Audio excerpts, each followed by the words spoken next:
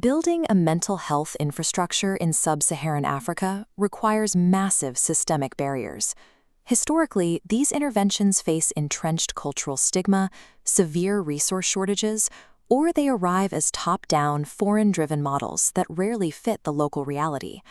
On the ground in Zambia, the daily reality is shaped by immense, unresolved trauma and economic strain. Generations of systemic neglect leave deep psychological scars on the population. Rabson Banda lived in this environment, operating out of a local shebeen with no formal academic degree. His authority came from a different source, a family history of suicide and a direct, unvarnished connection to his neighbors. The challenge here is steep. The question is how someone in this exact position can heal their own deep-seated trauma, earn a master's certification in recovery coaching, and ultimately architect a nationwide mental health infrastructure. Mastery in this field is built through sheer volume. Over his first 2 years in the program, Rabson logged more than 1,700 hours of practical, on-the-ground coaching. This diagram illustrates the PEAS check-in, the core diagnostic framework he had to master. It assesses human functionality across 5 distinct spectrums: physical, intellectual, emotional, social, and spiritual wellness. Internalizing these concepts required an intense phase of self-work, called the pilgrimage. Rabson spent this period processing his own history of addiction and identifying the racial and cultural biases he held toward his Western trainers. Carrying the emotional weight of his community's trauma required strict psychological defenses. He had to build fierce personal boundaries, learning exactly when to say no, while constantly battling the imposter syndrome that comes with operating in high-level academic spaces without traditional credentials. Before he could engineer any kind of societal change outside his front door, he had to completely deconstruct and rebuild his own psychological baseline. Once that internal foundation was set, Rabson turned his focus outward. He brought his coaching framework to the largest educational institution in the country, the University of Zambia. Immediately, he hit a massive institutional wall. Among the students, the term mental illness carried severe cultural stigma. Leading with clinical terminology alienated the exact people who needed the intervention most. He adjusted his language. He rebranded the entire collegiate initiative around the concept of mental wellness.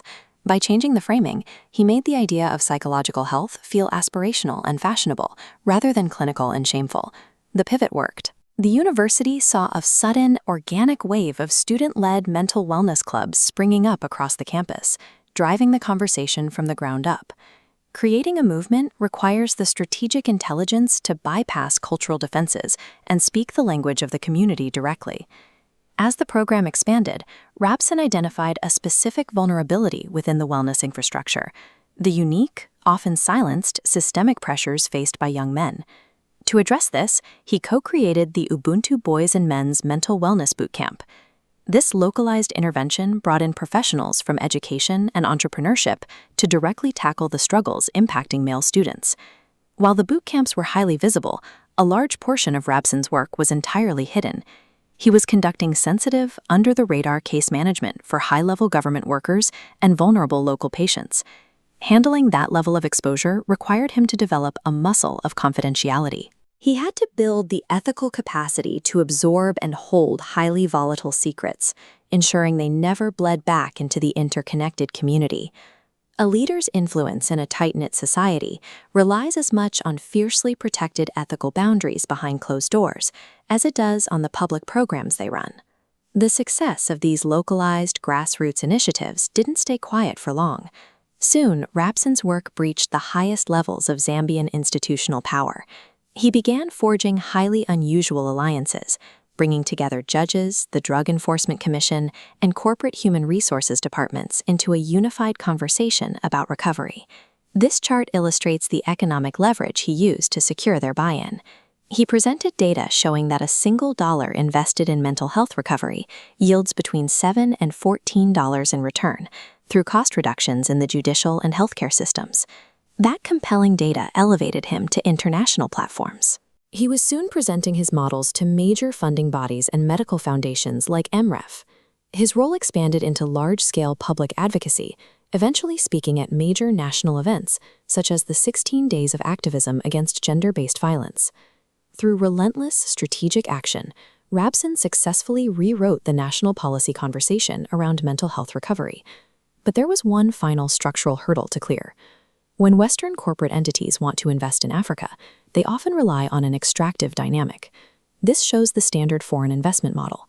Outside capital extracts local resources, leaving indigenous pioneers a tiny fraction of ownership.